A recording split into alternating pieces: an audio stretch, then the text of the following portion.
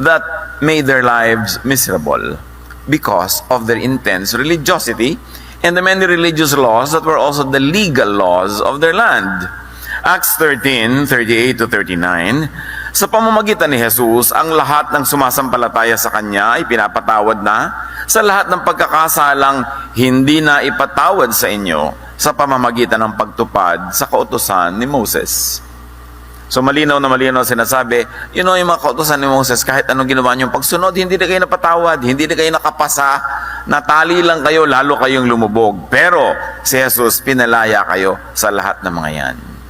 You were set free from the punishment of the sins that were inflicted upon by the law to the people.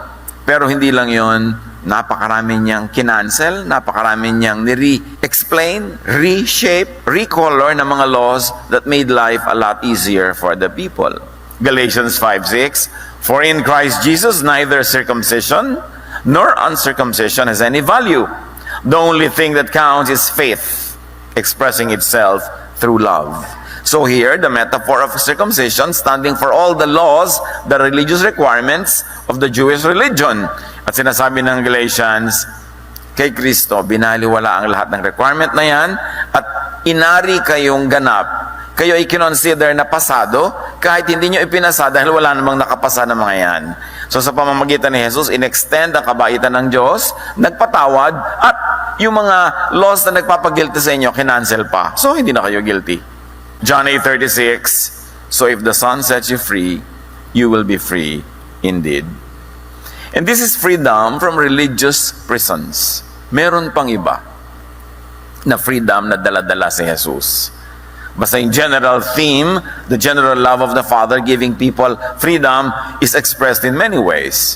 Jesus died to set people free from needless control of other people, like slave owners, like earthly masters, like political and religious leaders, like the rich, the lenders, those that have economic, social, and political power over other people. Lahat yan, sinalungat, binangga, nilusaw ni Jesus. Kaya sa Jesus community, walang mga high class, low class, middle class, walang ganun. Lahat, wini-welcome ng Panginoon. Walang babae, walang lalaki distinction.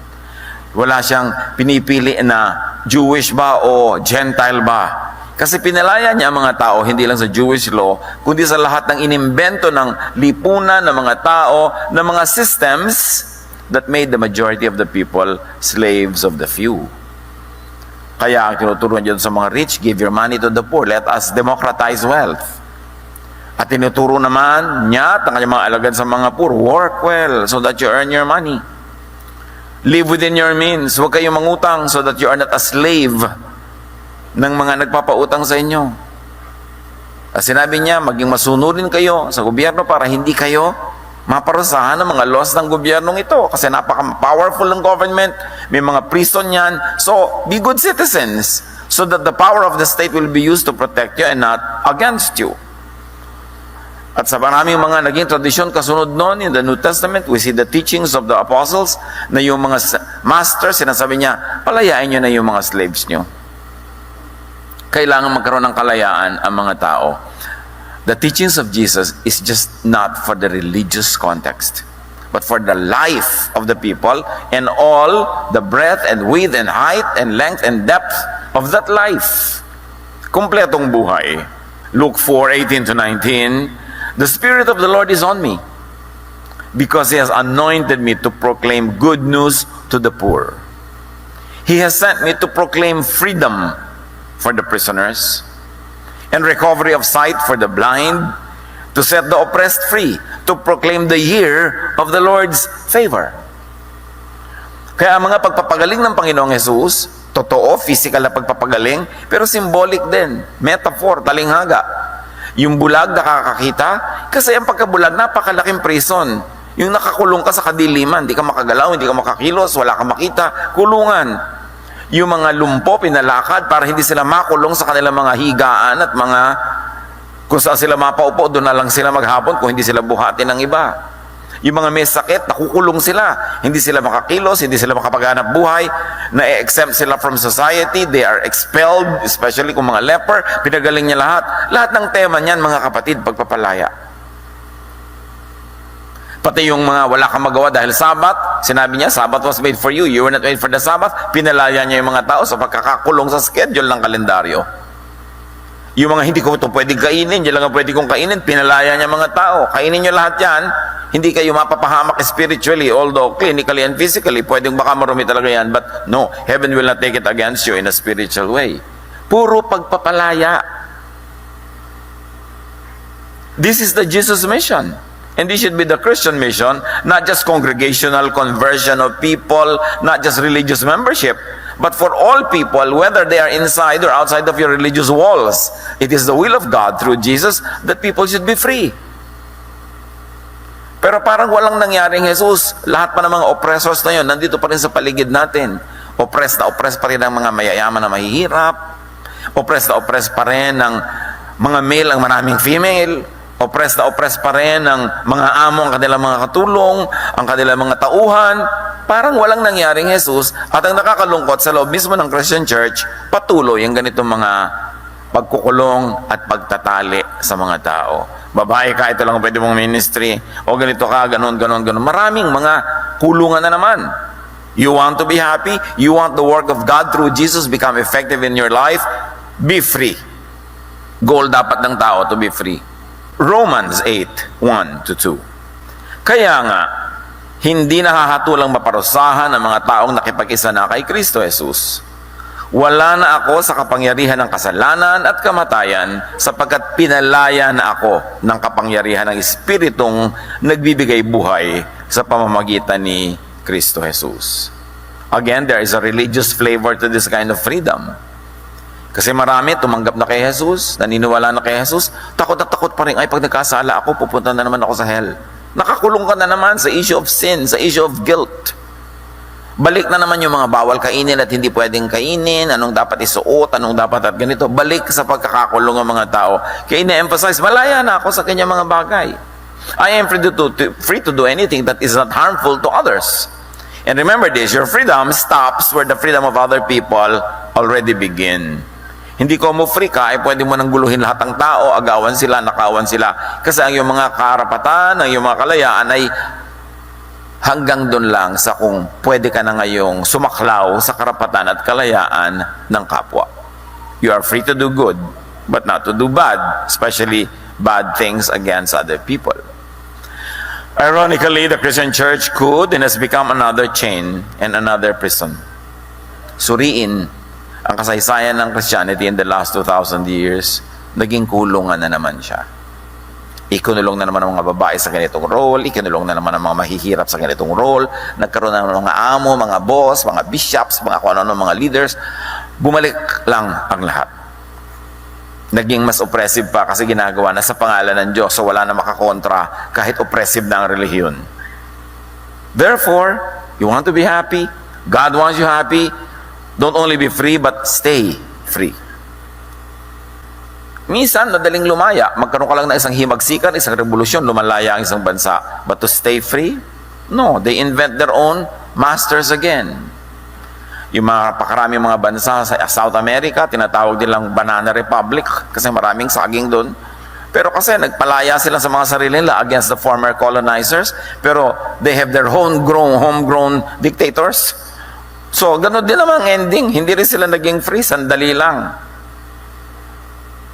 Napaka-importante na unuunawa natin that to want to be free, to set yourself free, and to set others free is a godly project. Yan ang gusto ng Diyos para sa atin. Hindi yung turo ng relihiyon, magdusa ka na anak, magtiis ka anak, mayroon kang premyo sa langit.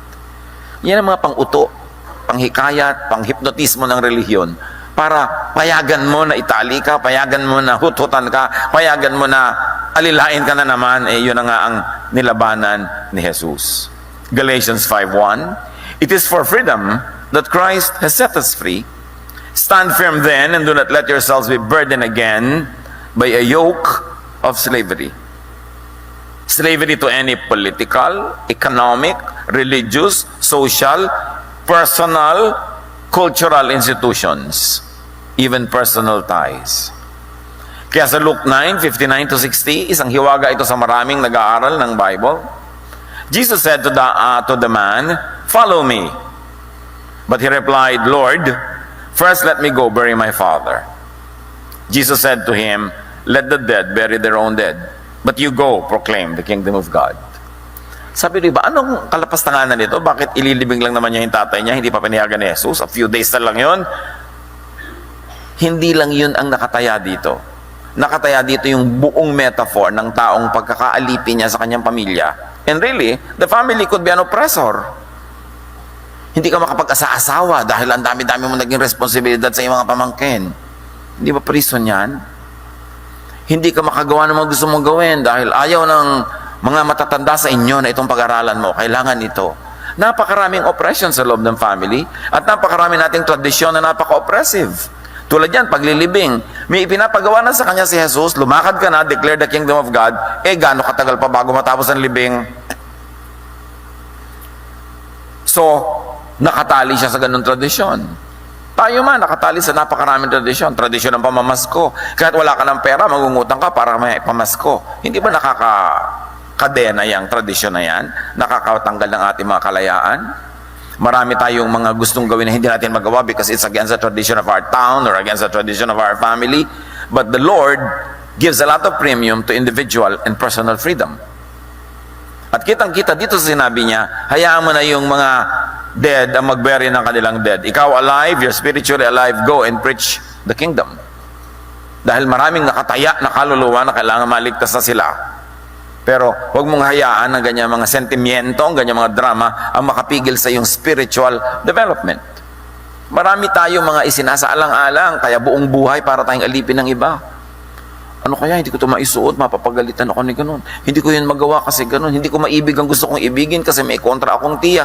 Ang daming kumokontrol sa buhay natin, parang hindi nangyari si Jesus. In fact, ginagawa pa nga si Jesus sa panakot. Magagalit ang Diyos, huwag kang sasaya. Magagalit ang Diyos, huwag mong gawin yan. Diyos pa ang ipinang sasangga sa mga sariling impositions ng kapwa. So, be free, stay free, and if you're faithful to God, set others free. Kung ikaw yung may kapangyarihan, ikaw yung may pera, ikaw yung mayaman, ikaw yung may influensya, ikaw yung may tinig, set others free. That is high religion.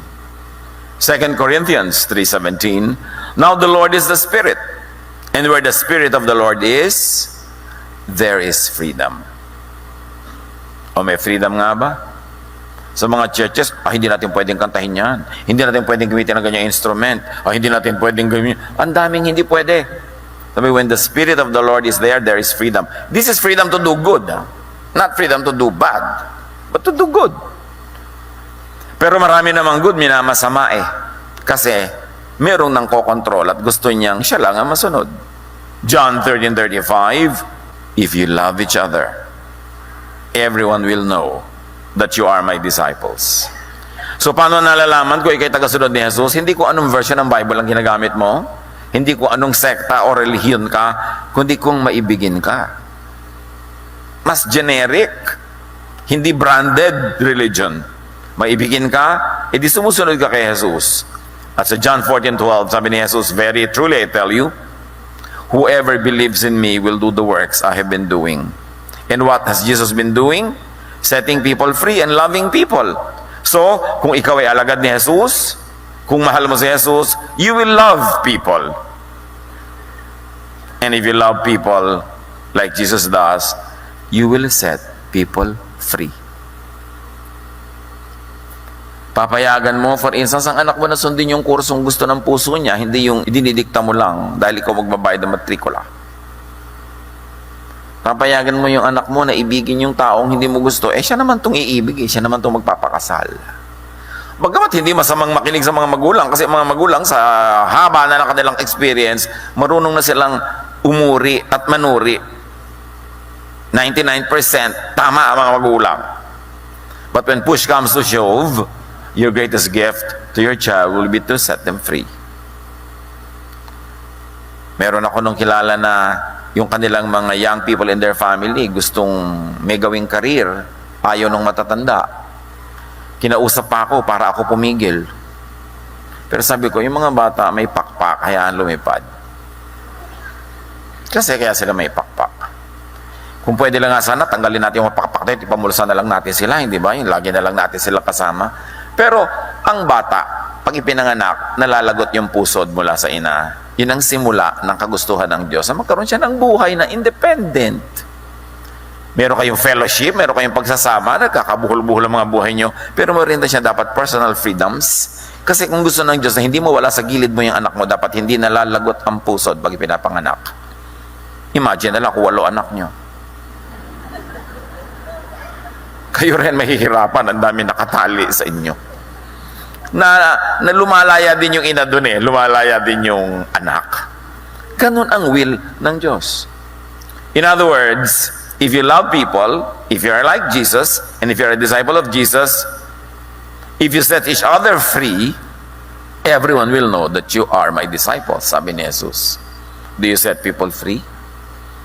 Or do you imprison them, especially in religious terms? But if you bind people, if you keep people in chains, if you keep them constantly under your control, whose disciple are you? Because the disciple of Jesus loves, and those who love set others free. Be free, stay free. That is the way to be happy. And what are the simple ways to be free? Very practical and easy to understand. Do not make and minimize making pledges or promises. Do not pledge. Do not commit the future unnecessarily. Kasi nakatali ka. Tali yan. Aaten ka sa kasal ko nga, kailan? 10 years from now, huwag ka mawawala. Oo ka. Tapos ang daming dumating na opportunities, no ka lang, no ka, ay matatapat sa kasal niya. Pag ikinomit mo ang future, nakatali ka. Kaya kung mahal, sabi mo, alam mo kung mahal mo ako pinsan, huwag mo akong papangakuin. Set me free. Kung dumating yung araw na yun and I'm free and it is to my pleasure to be there, I'll be there. But for you to make me commit to that now, just for you to please yourself that I will be there, then you're using me, you are not loving me. Dapat nating suriin ang ating mga ugali. Do not commit the future. And you know what? Pag kayo nag-guarantee sa utang ng iba, you are committing the future. Your future pocket. Kaya pag guarantor ka, hindi ka makatulog, yung nangutang, tulog na tulog. Kasi pag hindi siya nagbayad, ikaw ang magbabayad. Gano'n karami na yung gano'n, natali sila. I know many people, mga sarili nilang lupa ibinenta, pambayad sa utang, ng ginarantihan nila. Proverbs 6:1-5. My son, if you have put up security for your neighbor, ibig sabihin naging guarantor ka.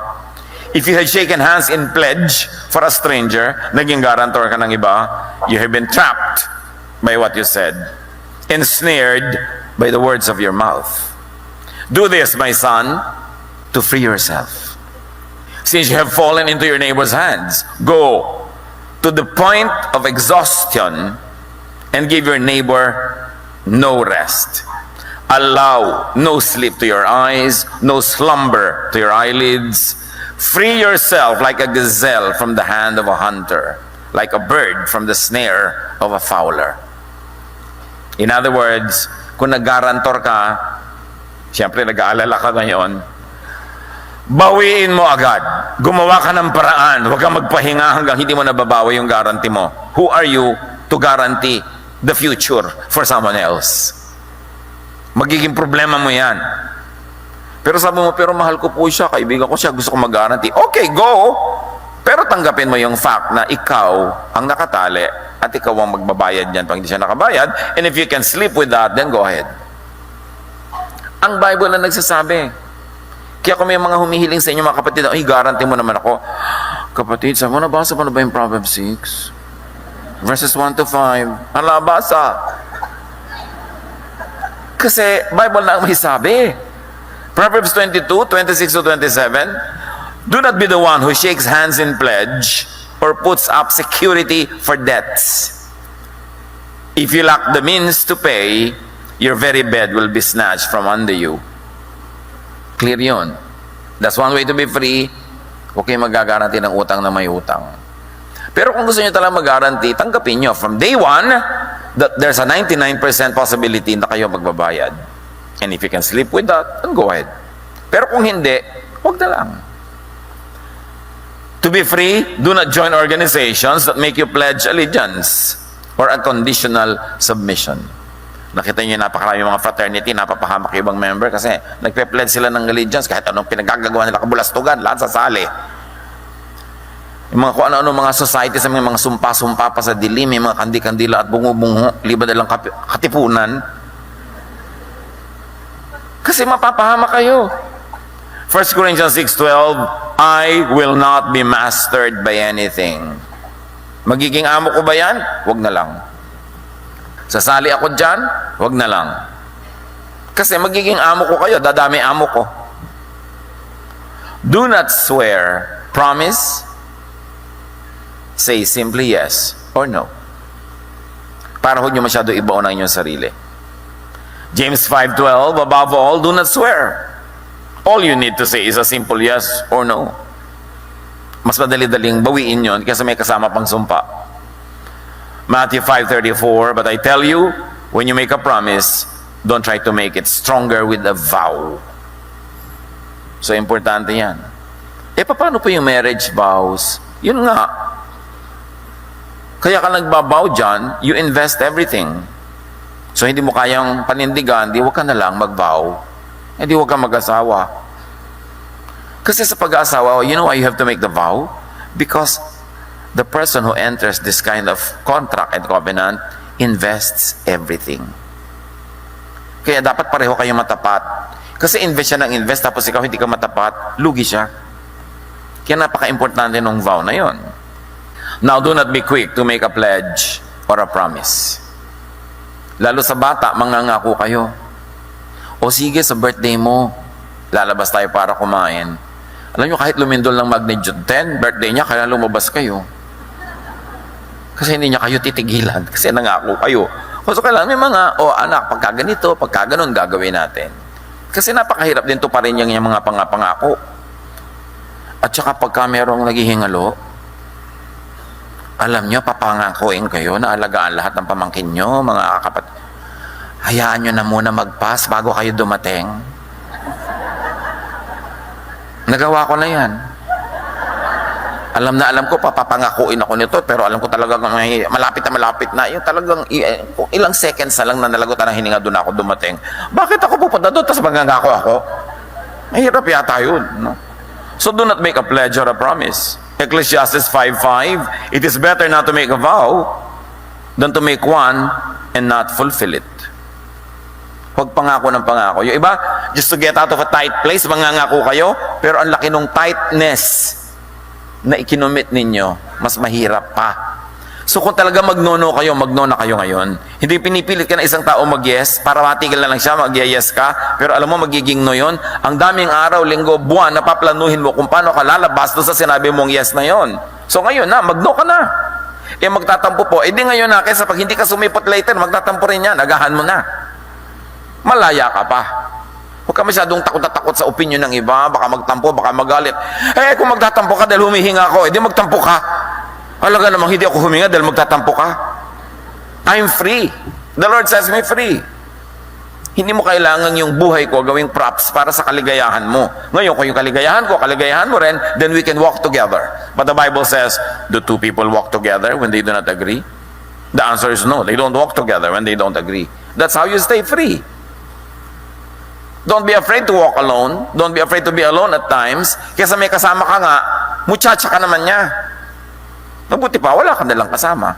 1 Timothy 5:11-13. As for younger widows, do not put them on the list of beneficiaries that had responsibilities at that time.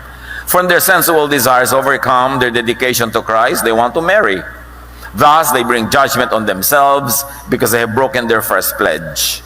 So apparently, nung first century church, yung mga widow, lalo young widows, inililista nila as young widows, nagiging member sila ng very exclusive group, sinusuportahan sila ng church, pinapakain sila, pero may mga kapalit yun, mga responsibility. Pero sabi nitong si Pablo, yung mga batang-bata pa, mga byuda, huwag nyo nang isali dyan kasi syempre kakarengkeng pa yan, mag-aasawa pa yan. So, ang gagawin ninyo, itinali nyo sila sa responsibility, tapos tatalikuran na lang nila yon, tapos magagalit tayo sa kanila, huwag na lang. Huwag nyo na silang isali para free sila. Huwag nyo silang ipasubo. Huwag nyo silang ilagay sa conflict at kahihiyan later. Di ba? Magpe-pledge ka kung ano-ano mga pledge dahil sa relihiyon, tapos hindi mo naman matutupad, ititiwalag ka rin, magagalit sila sa'yo, mapapahiya ka, huwag ka na lang mag-pledge. Sabihin mo na lang, let's see. Kesa sabihin mong yes. One of the best ways to stay free is to never say yes at once. Lalo may power ka, may humihiling, sabihin mo, I shall see. Ganyan daw si King Louis XIV of France. Ang dami-dami niyang friends na humihingi ng favor. Wala siya sinasagot ng yes agad. Sinasabi niya, I shall see. Para mapag-isip-isipan pa niya. At sabi ng isa daw, I thought you were my friend. At sabi ng hari, the king has no friend. Hindi ibig sabihin na mayabang yung king. Ibig sabihin, I am responsible to all. I cannot be friendly to anybody at the expense of the whole citizenry of the kingdom. Sabi niya, a person of responsibility cannot have many friends because he or she will prostitute the position for the sake of the friend. So pag tumanggap ka rin ng responsibility, tanggapin mo yan na you will not keep many friends because you become friend of the whole nation or the whole company or the whole group. May pananagutan ng power. Itatali ka rin ng power kasi marami kang pananagutan. Remember this, to be happy and stay happy. Do not say a big no when you're feeling bad. Pag galit ka, masama ang iyong pakiramdam, mukhang malungkot, mukhang walang perang darating, do not say a big no. Kasi commitment din yun. Baka mapasubo ka at magsisi. Because usually, when you're in a bad mood, your tendency is to say no. So you say, I shall see. Later, not now. Proverbs 29:22, an angry person stirs up conflict. And a hot-tempered person commits many sins. Kasama na rin doon yung mga nagno-no siya sa hindi naman niya dapat nakaka-create siya ng maraming enemies. Do not say a big yes when happy. Alam niyo, pag happy-happy kayo, ang tendency niyo mag-yes kahit saan, kahit ano. At yung mga mapagsamantala, inaabangan, happy ba? Sa office yan, happy ba si boss? Di ba? Happy ba si ma'am? Oo. Naku, ito, papapirmahan ko na itong mga request ko. Kasi pag happy ka, yes ka ng yes. Tandaan nyo to, ha? Pag malungkot kayo, don't say no. Pag masaya kayo, don't say yes. Kasi ang tendency, pag lumungkot kayo bukas, mo, bakit ba ako nakapag-yes? Natauhan ka eh. Baka nabibigla ka lang, tapos magsisisi ka. Yang yes at no, huwag niyong pawalan agad. Hold it. Pag pinawalan nyo na, amon nyo na yan. Kayo na ang slave ng yes at no ninyo. Pero habang hawak nyo pa, kayo pa ang amo. Matthew 14:6-7. Nang sumapit ang kaarawan ni Herodes, sumayaw ang anak na babae ni Herodias sa harap ng mga panauhin. Labis na nasiyan si Herodes, kaya sinumpa niyang ibibigay sa dalaga ano mang ibigin nito. Sabi niya, even half to my kingdom, I'll give to you. Ang saya-saya kasi nung hari, lasing pa. Sabi nung dalaga sa nanay niya, ano pang hihingin ko? Ang ulo ni John the Baptist. Nung sinabi niya, ibigay niyo po sa akin ang ulo ni John the Baptist na nakalagay sa isang platera, di biglang nanlumo itong Herod kasi nangako siya ng yes. Kasi happy siya eh. Huwag kayong yes ng yes pag kayo happy. Antayin niyong lumungkot-lungkot kayo ng konti.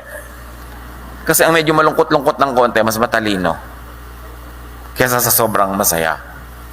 Do not commit when tired or sleepy or hungry. May mga diplomats, not Filipinos, ang kanyang paraan dahil makapangyarihan ng kanilang bansa. Pag meron siyang gustong kunin sa ibang bansa, mapakuha niya ng yes, mabraso yung mga leader doon, dadalawin niya personally, pero ang dating niya sa bansa na yun, mga 2:00, 3:00 ng umaga, nung bansa na din pinuntahan niya, na tamang-tama sa bansang pinanggalingan niya, oras lang talagang gising niya. Pero yung dadat na niyang bansa, mga nagtutok-atok, antok-antok, pagod na pagod. So para matapos na lang yung meeting na yun, yes talaga sila ng yes, nakukuha ng diploma na ito ang lahat ng gusto niya. Kasi yung kinakausap niya, inaantok. O pagod. Kaya kung kayo antukin after lunch, huwag kayong pipirma ng anumang papel. Huwag kayong makikipag-meeting. Kahit ako, kinukuha nila ng speaker, after lunch, inaantok ako, anak, sa oras na yan. Nilagay mo ko sa ibang oras. Baka kung anong pagsasabihin ko dyan, matapos na lang. Gagalang nyo yung inyong biorhythm. Kasi, may mga tendency na kayo mag-yes o mag-no. Depende kung ano ang chemical composition ng inyong katawan. Genesis 25:29 to 34. Minsan, si Jacob ay nagluluto ng sinabawang pulang patani or lentils. Siya naman pagdating ni Esau mula sa pangangaso, sinabi niya, gutom na ako. Bigyan mo naman ako niyang mapulang niluluto mo. Sumagot si Jacob, ibigay mo muna sa akin ang iyong karapatang bilang panganay. Yung karapatan ng panganay, kanya lahat yung napakaraming privilege. Gutom na gutom dumating si kuya. Si Bunso nagluluto ng napakabangong lentil na sinadya niya to talaga, I'm sure. Pagdating ng kuya niya, sabi, gutom na gutom ako, pakanin mo naman ako. Ibigay mo muna sa akin ang karapatan mo bilang panganay. Ibig sabihin, ako ng superior sa iyo. Ang mana mo, mana ko na. Payag na ako, sabi ni Esau. Aanhin ko pang pagiging panganay kung mamamatay naman ako sa gutom. Kung gayon, sabi ni Jacob, sumampa ka muna. Pakita niyo mga elements na pinag-uusapan natin. Sumampa nga si Esau at ibinigay kay Jacob ang karapatan ng pagiging panganay. Ibinigay naman ni Jacob kay Esau ang niluto niyang gulay at binigyan pa ito ng tinapay. Nagmukha pa mabait. Kasi gutom. Mga kapatid, magtrabaho tayo, sikapin nating maging independent. Kasi pag gutom tayo, napakadaling isuko ang ating mga karapatan. Pagkapos ka, wala kang pera, nangangailangan, napakadaling magpaalipin sa kapwa. Kaya yung pagiging economically active and productive and fruitful, part of freedom yan. Part yan of Christian ethics. Because when you don't have anything, and people give you something, they can throw it at your face, and you have no choice but to smile. Naaalipin ka pag needy ka. Kaya kailangan di ka needy. Iwasan na dumating sa ganong pagkakataon. And do not commit at once sa mga invitation. Tulad ko lang, por Diyos, por Santo, ang tanda-tanda ko na. Tapos ang dami-dami pa, ipakasal nyo naman po kami, Pastor, kailan? 2 years from now po. Anak, ang tagal-tagal pa nun. Paano kung may biglang magyaya sa akin ng round trip around the world? Di ako makalakad dahil ako commit ako sa'yo. Saka na, invite me 1 week before. Ay, ang lapit naman po. Kung ayaw mo, diwag. Ba't mo ako pinapakomit ngayon? Ganun mo ba ako ka-love? Tinatanggalan mo ako ng freedom? Gawin mo lang akong trophy pastor, trophy tagagawa ng wedding mo, kahit yung buhay ko natali na sa'yo. So, isipin naman natin yung ganun. Maging mabait tayo sa kapwa, huwag natin silang ipahamak o ipasubo sobra. Ganyan yung makasalan, mga birthday. There was one person that invited me to a birthday, and I usually don't go to birthdays anymore kasi inaantok na kapag 8 o'clock. Gusto ko na mahiga. Alam ko yung birthday niya, late pa yun magsisimula, ang haba-haba pa, bla bla bla. So sabi ko, sige, pupuntahan lang ako kasi may kami pinagsamahan ng matagal na. So niya, huwag ka mawawala. That was the most unkind thing I heard. Yung, huwag ako talagang mawawala. Yung, napakalaki naman pananagutan yan. Di ba?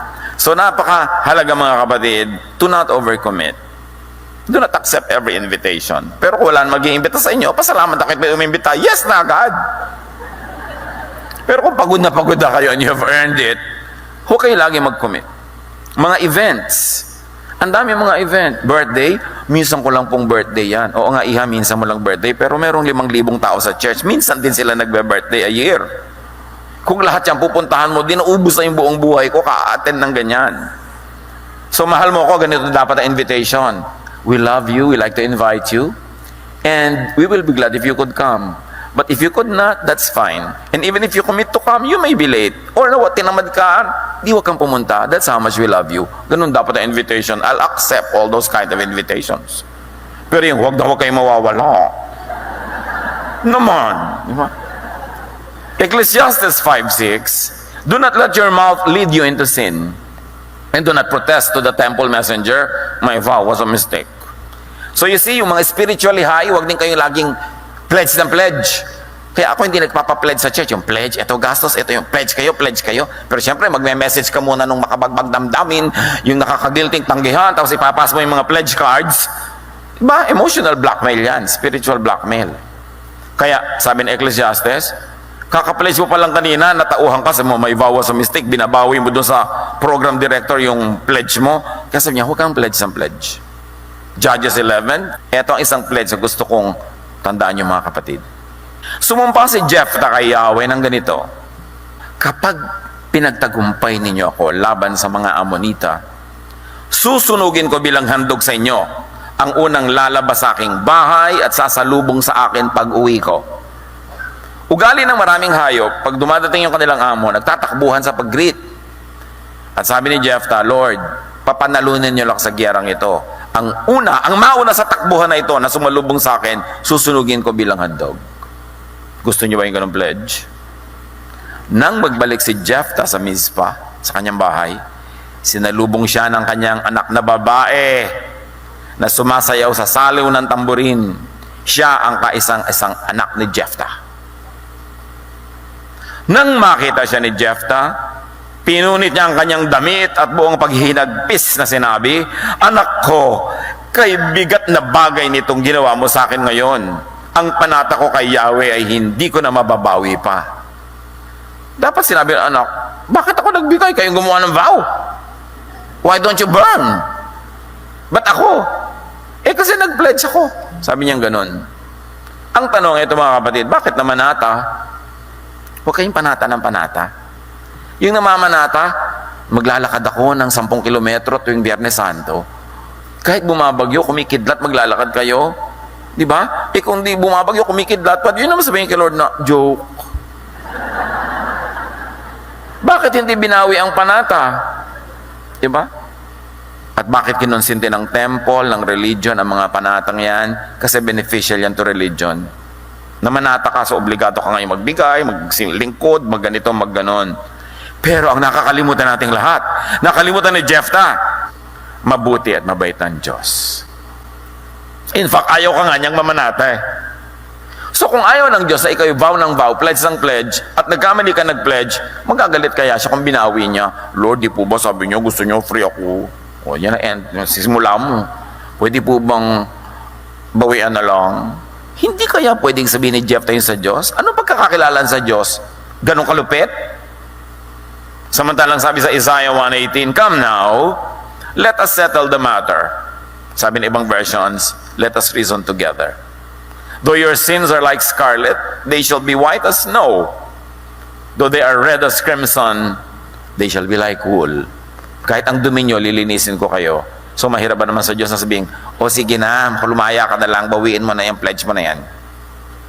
Hindi ko gustong nakatali ka. Sobrang misrepresented ng religion ng Diyos. Nagmumukha ang Diyos na malupit, unreasonable, unkind. No. God is so kind, and He was so bored and angry with the way religion has been misrepresenting Him that He sent His Son Jesus to give us the true image of the invisible God. And the God that Jesus presents is a God that's loving, kind, forgiving, accommodating, accepting. Do not commit until you have heard the counsel of a contra. Alam niyo sa buhay natin, may mga kontrabida, di ba? Yung nagsashopping kayo, gustong-gusto mo, kailangan mo ba yan?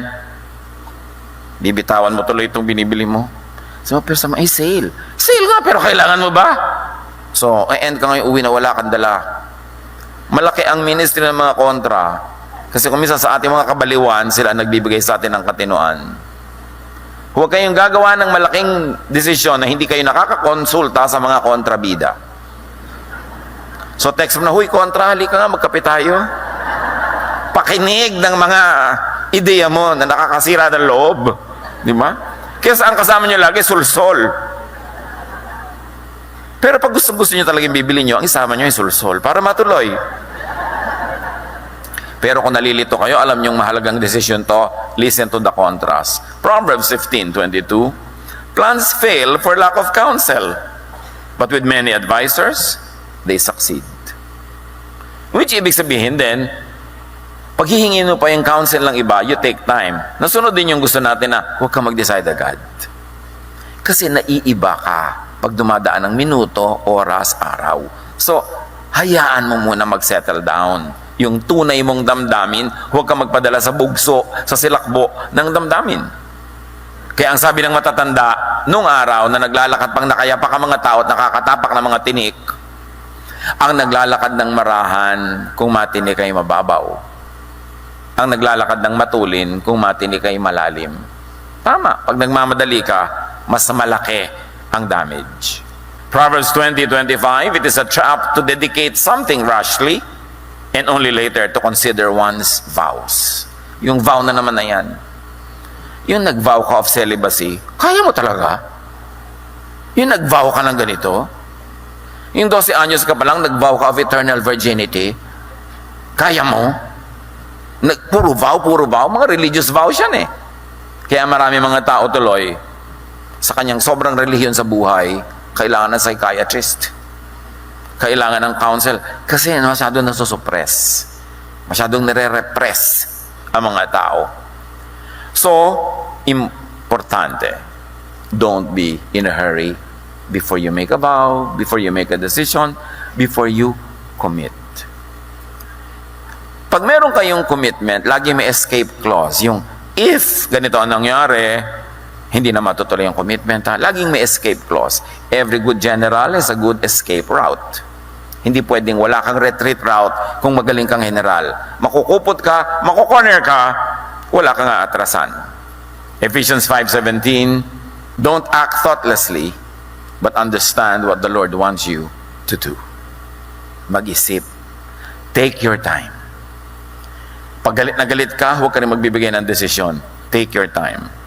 Pag kalmado ka, hindi ka extremely happy or sad, hindi ka extremely alone or with so many people, nasa gitna ka lang, wala ka sa extreme, that's when you are wisest.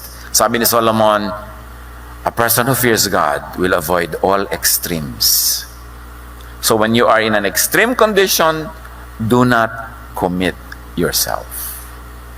Be free as much as possible. Stay well or wasted. I have come to terms with 3 sentences what to do with life and in life. Minimize pain. That's very important. There's a lot of pain in life, and if we don't become wise, we could even add pain to what's already painful. So minimize pain. In whatever we do, we ask ourselves, am I minimizing pain? We cannot totally eliminate pain, but we can minimize. Yung bang bad situation, pwede kong gawing better. Yung bang 10 sugat, pwede kong gawing 3 na lang. Yung 10 lugi, paliitin ko maging 3 kalugihan na lang. Minimize pain. Then maximize pleasure.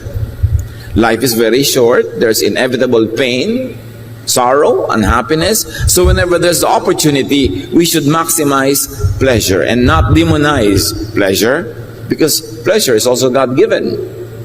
And a person who does life in a pleasurable way is worshiping his Creator or her Creator. So maximize pleasure. Pag may kinakain ka, mapapasarap mo pa ba? Pag may tinitirhan ka, mas malilinis mo pa, mas mapapaganda mo? Pag may kasiyahan, mas mapapasaya pa ba? So you get the most out of life and you give most to other people's lives. And then when you minimize pain and maximize pleasure, do the most good. Yun ang pinakapang-balanse dyan. Because in minimizing pain and maximizing pleasure, we could be doing a lot of evil to other people. So dapat do the most good.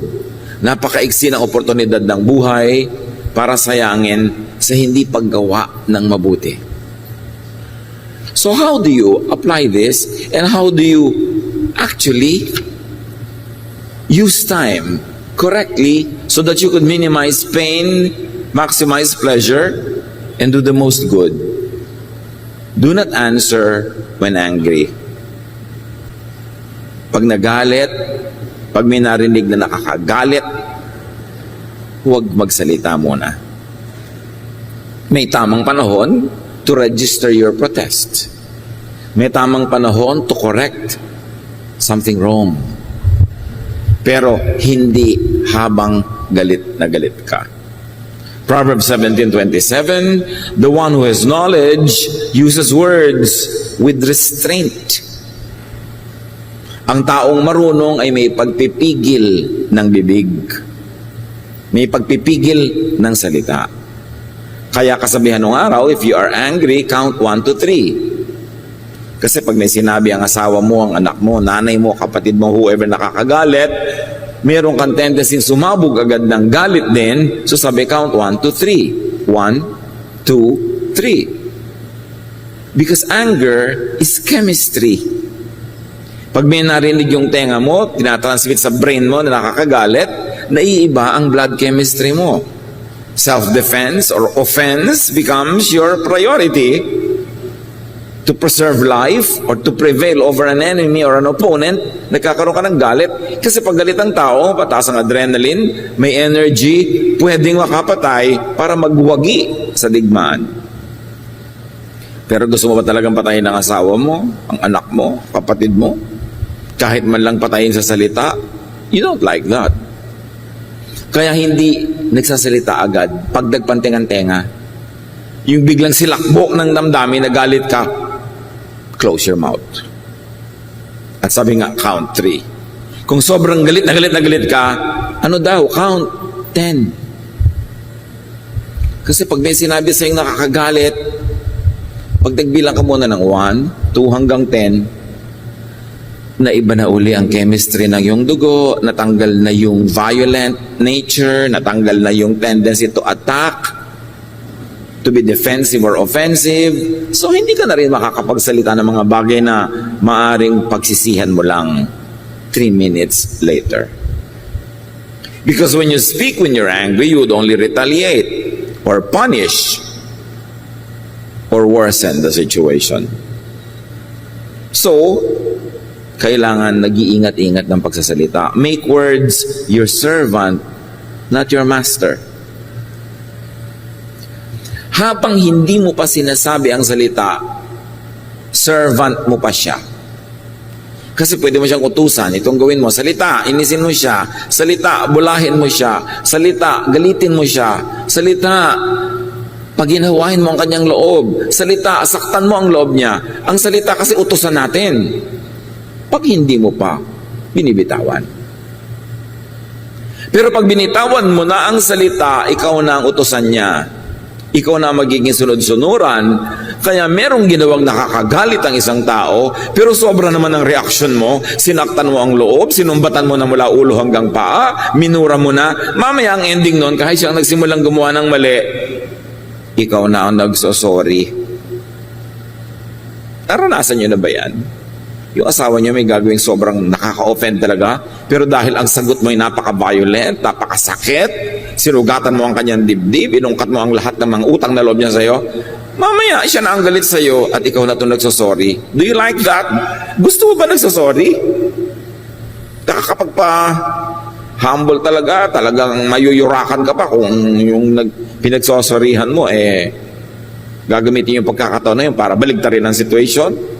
No. So, huwag ka magsasalita ng mga bagay na kailangan mo pang ihingi ng tawad. It is much easier to hold your tongue rather than to seek redress or to seek forgiveness or to be apologetic about it. Proverbs 14:17, a quick-tempered person does foolish things.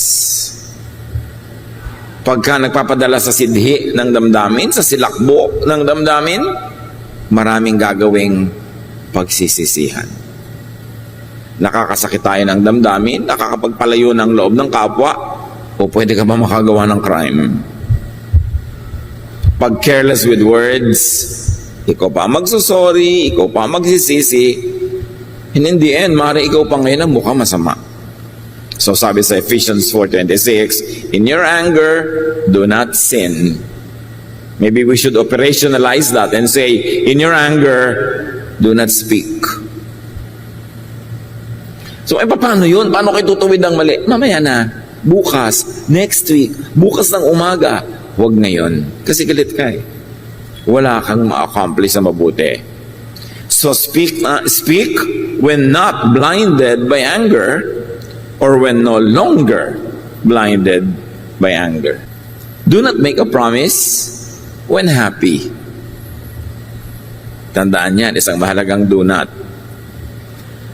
The happy person, at that moment of happiness, which is probably short-lived, is overly generous, is unwise, unguarded, and could be careless and reckless. So pag sobrang masayang-masaya, huwag mangako. Madalas, pinagsisisihan yung pangako. Ecclesiastes 5:2 and 4-6. Do not be quick with your mouth. Do not be hasty in your heart to utter anything before God. God is in heaven and you are on earth, so let your words be few. Pag sinabing God is in heaven, you are on earth, ibig sabihin, God knows but you don't know. So, kontian mo lang ang salita. Sabi ng isang version, do not be quick with your mouth to utter anything before people. You are on earth, so let your words be few. Or to apply it to people, you say, pag sobra ka masaya, hindi mo naman alam yung kung kaya kasiyahan mo, tama ang basis, baka naman false basis yan, mamaya malalaman mo ang totoo, hindi ka na masaya, pero nangako ka na.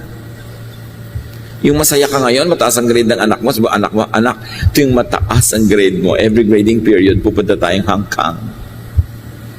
Dahil ang saya-saya mo yun naman pala ang grade niya, ang taas-taas, 100. Baligtad pala ang grading system sa school nila. Ang mataas pala yung 1. Nangako ka na kasi ang saya mo. Yung mga in love, yung, wow, binigyan mo ako ng rose, pinapangako ko sa'yo. Lahat ng sweldo ko, may 10% ka. Ang saya mo lang ngayon, pero mamaya hindi mo na pala gusto siya, kahit isang buntong bulaklak ka ibigay sa'yo, nababahuan ka pa nun. Huwag nangangako pag masaya. Hintaying mag-normalize ang feeling. Kasi maraming matatalinong tao, pag masaya ka, doon ka huhulihin at papapangakuin. Yung alam nila, vulnerable ka, hindi ka matino, bulag ka ng kasiyahan, doon ka hihinga ng pangako. Proverbs 21:23, those who guard their mouths and their tongues keep themselves from calamity. Remember ang mga sumpaan ng ikinakasal? Di ba ang saya-saya nila kasi ang ganda-ganda ng bride Tapos ang gwapo-gwapo din ng groom. Ang mga sumpaan nila abot hanggang langit. 3 months later, nagsisisi na yung isa. Ba't ko ba na isumpa-sumpa yung isinumpa ko? Di ba? So, mahalaga na pag napakasaya mo, huwag kang sumpa ng sumpa. Do not answer. Do not make a promise, a commitment when drunk. It's always best not to get drunk, but it's worse kung lasing ka na nga, tapos doon ka pa mangangako. Nakita niyo itong si King Herod. Sa kasiyahan niya sa party, lasing siya, maganda ang mga nangyayari, pinangako niya doon sa anak ni Herodias, o sige, ang ganda-ganda ng dance number mo, pwede kang humiling sa akin kahit ano, up to half of my kingdom. Lasing Sabi ng nanay ng babae, hingin mo ang ulo ni John the Baptist. Hindi siya nakatanggi kasi nangako siyang ibibigay niya dahil siya'y lasing. Kaya tatandaan ninyo, iwasang malasing. At kung sakaling hindi na iwasan yon, huwag ka nang mangako habang lasing ka. At mga kapatid, huwag kayong maniniwala sa pangako ng lasing. Diba? So GRO ka, pinapangako ako ng client mo, papakasala ka sa lahat ng simbahan sa Italy, lasing lang yon. Madilim lang. Kaya nangako ng ganon. Huwag nagpapaniwala sa mga pangako ng mga taong wala sa katinuan. Na sobrang saya o kaya ay walang huwisyo. One other thing. Do not decide when sad. Yung ang lungkot-lungkot mo, kamamatay-matay lang ng isang mahal sa buhay, huwag kang gagawa ng any decision. Minsan nagde-decide ka na ipamigay na lang lahat ng naiwan niya kasi nagpapalungkot sa iyo. Paano pag hindi ka na malungkot, ang hihinayang ka na ngayon? Huwag kayong magdedesisyon. The sad is overly skeptical and negative. The sad is close-minded and tend to be very conservative. The sad is blinded by tears. 1 Kings 19:4, sa kalungkutan itong si Elijah, he came to a broom bush, sat down under it, and prayed that he might die. I have had enough, Lord, he said, take my life. I am no better than my ancestors. At dahil malungkot siya, depressed siya, ang baba ng pagtingin niya sa sarili, sinasabi niya sa Diyos, bawiin niyo ng buhay ko, patayin niyo na ako, ayoko nang mabuhay pa. Yung pala, gutom lang, kasi nung nakakain, nakatulog, nakainom, lumakas muli at gusto na namang mabuhay. Do not destroy yourself when sad. Alam niyo yung mga nalulungkot, yan yung mga naglalaslas ng pulso, humihiwa ng mga ugat nila sa leeg, mga nagbibigti, tumatalon sa building, kasi malungkot. So pag malungkot kayo mga kapatid, iwasan niyong mapag-isa. Kasi bubulong-bulungan kayo ng mga demonyito sa loob ng inyong utak na sirain niyo ang inyong sarili. Kung talagang kayo malungkot na malungkot, depressed na depressed, magpatulong kayo sa mga taong alam niyong bibitawan na anumang ginagawa nila dahil kailangan nyo. Sabihin nyo, alam mo, magpapakamatay na ako in 10 minutes. Kwentuhan mo ako. Kahit anong ginagawa nun, bibitawan. Pero pag sinabi lang kwentuhan tayo, o sinabi mo lang, musta you, hindi nila alam, suicidal ka na pala, hindi nila papansinin. Tapos nung patay ka na, sabihin ko, alam ko lang. Sana kinausap ko. Ganun ang pagsisisi ng lahat ng kaibigan at kamag-anak ng nagpapakamatay. Kung alam ko lang. So pagka meron kayong ganun tendency at huwag kayong dumating sa ganun, bumusi na kayo, sabihin nyo, alam mo, iniisip ko na magbigti. Pasayahin mo nga ako, kwentuhan mo nga ako. Huwag kayong makikinig sa mga impaktong malungkot na nga kayo, binubulungan pa kayong laging mapag-isa, humiwalay sa mga tao, magkulong. Alam niyo ang tunay na dangerously at the brink of committing suicide, hindi niya yun sinasabi. Mabuti pa ngayong magpapakamatay na ako. Nako, mas madalas hindi yun totoo. Pero pakinggan nyo rin dahil baka mamaya totoo na pala. But do not be alone when sad. Try not to be alone. Kasi mas kayang-kaya kang yayain ng mga demonyito para lalong guluhin ang iyong isip. So watch out for sadness and for depression. Bantayan nyo yan. And when you are sad, when you're depressed, change the scenery. Lumabas kayo ng kwarto, lumabas kayo ng bahay, lumabas kayo ng kung saan, ibahin ninyo ang eksena and change the chemistry. Magpawis kayo, mag-exercise, kumain. Kailangan may palitan kayo para maiba yung ending. Hindi kayo magbumukmok, hindi kayo lalo ng mag-aawa sa sarili, magdadrama sobra para lalong paiyakin ang sarili dahil ilulubog kayo ng ilulubog niyan. Remember that. Do not decide when sad. Avoid making decisions when you are depressed. And then do not rejoice when your enemies fall. Kasi parang, wow, panalo ka na. Nabigo na siya, bumagsak na siya, lumaglag na. No. Resist the temptation to rejoice. Proverbs 27:17-18. Do not gloat when your enemy falls. When they stumble, do not let your heart rejoice.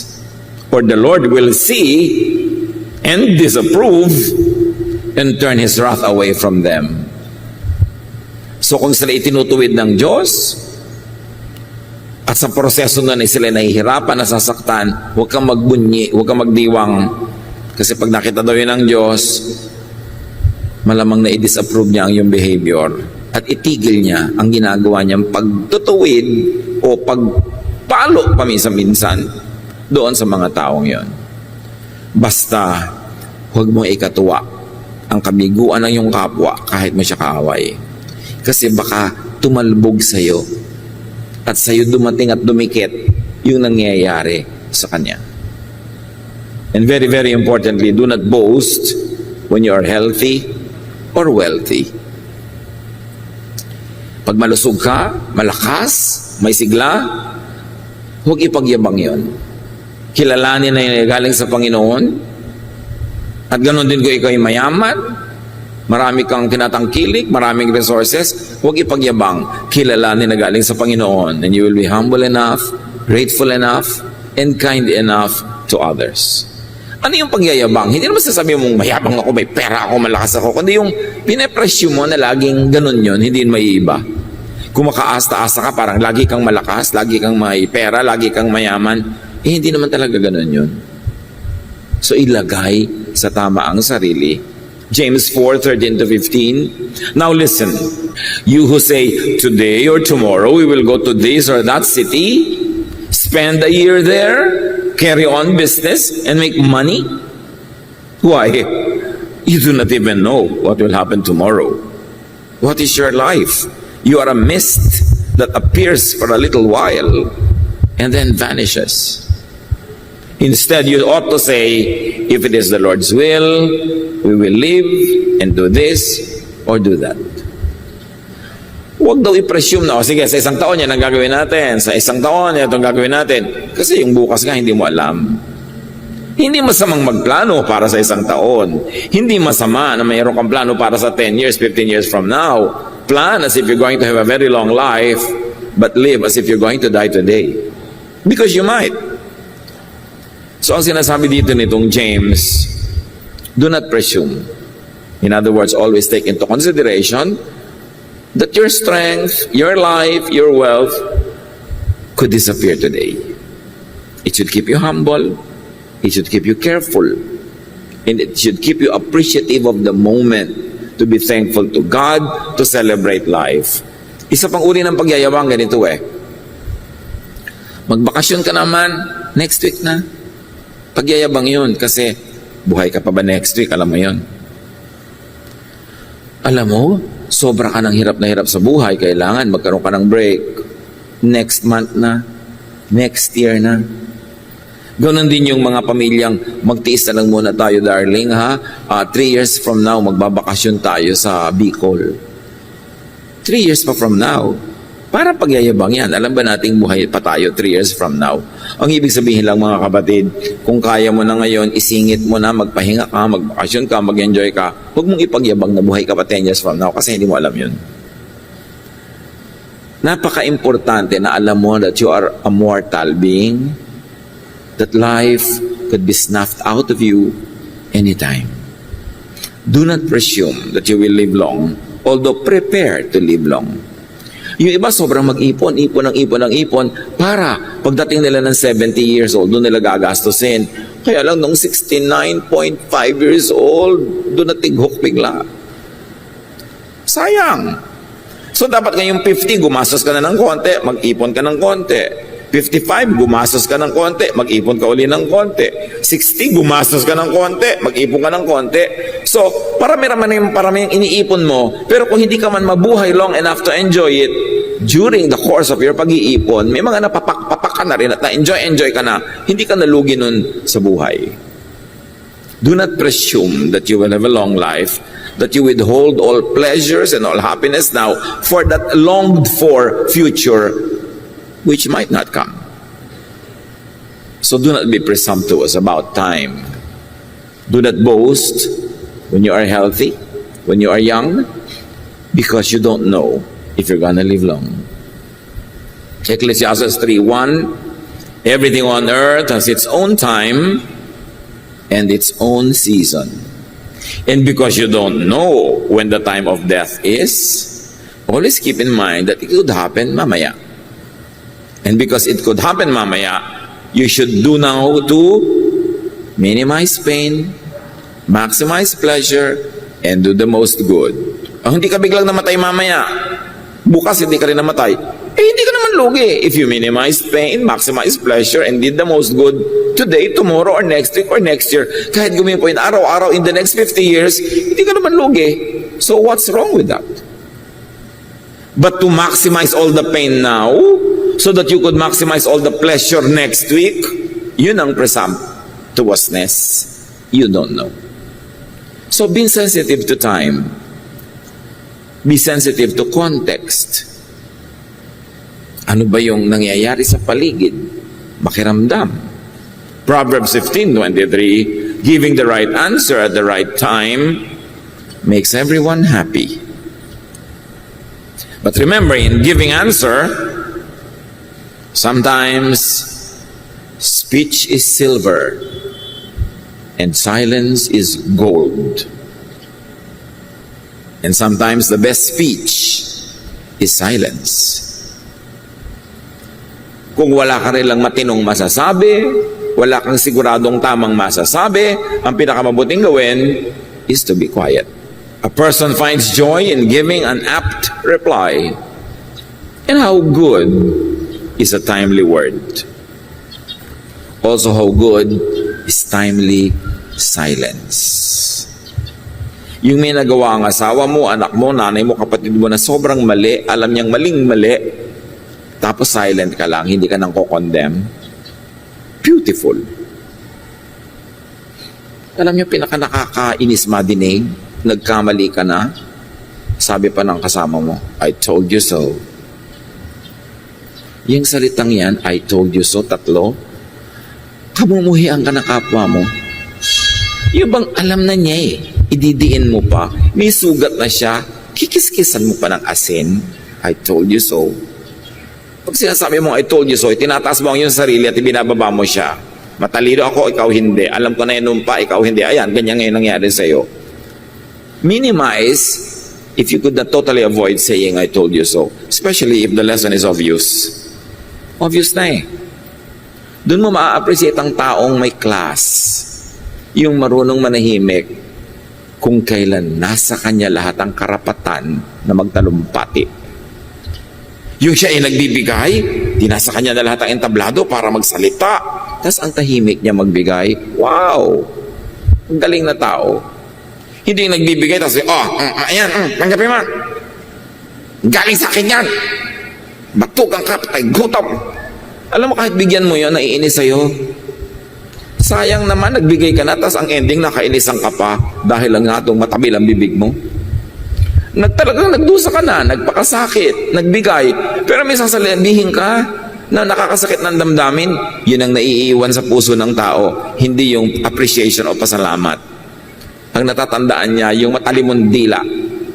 Kahit ano pang bigay mo, inaabutan mo na sarap na pagkain, tapos mo, isaksak mo sa matibay mong sikmura. Hindi bali, wala. Diba?